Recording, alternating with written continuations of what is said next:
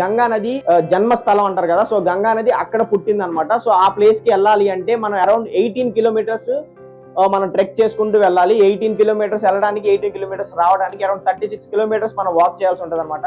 So ఇక్కడికి వెళ్ళాలంటే ముందుగా మనం అక్కడ నియర్ బై పోలీస్ స్టేషన్ లో నుంచి పర్మిషన్స్ తీసుకోవాలి. సో ఎలా పడితే అలా మనం వెళ్ళడానికి ఒప్పుకోరు. సో పర్మిషన్ తీసుకొని వెళ్ళాలి. ఈ ట్రిప్ ఇది మనం టూర్స్ కానీ లేదంటే వేరే ప్యాకేజెస్ బుక్ చేసుకొని వెళ్తే వాళ్ళు ఇది అలౌ చేయరు అనమాట. ఎందుకంటే ఇక్కడ ఎక్కువ 2 days టైం వేస్ట్ అవుతుంది. సో మీ ఓన్ వెహికల్ లో వెళ్ళినా కానీ మాకు 2 days రెంట్ పే చేయాలి అనుకున్న వాళ్ళు కష్టం అవుతుంది. లేదు పర్లేదు మేము ఇది కూడా ఎక్స్ప్లోర్ చేయాలనుకునే వాళ్ళకైతే ఇది అరౌండ్ 2 days టైం పడుతుంది అనమాట. సో ఇక్కడ నుంచి 18 కిలోమీటర్స్ ట్రెక్ చేయాలి. ఇక్కడ నుంచి మనం 14 కిలోమీటర్స్ ట్రెక్ చేసిన తర్వాత అక్కడ భోజనశాల అని ఒక ప్లేస్ ఉంటుంది. సో అక్కడ మనం ఉండి రెస్ట్ తీసుకొని ఫుడ్ తినేసి అక్కడ నుంచి మళ్ళీ 4 కిలోమీటర్స్ ట్రెక్ చేసేయాలి. ఆ 4 కిలోమీటర్స్ చాలా కష్టంగా ఉంటుంది. ట్రెక్ కూడా రోడ్ అంత నీట్ గా ఉండదు.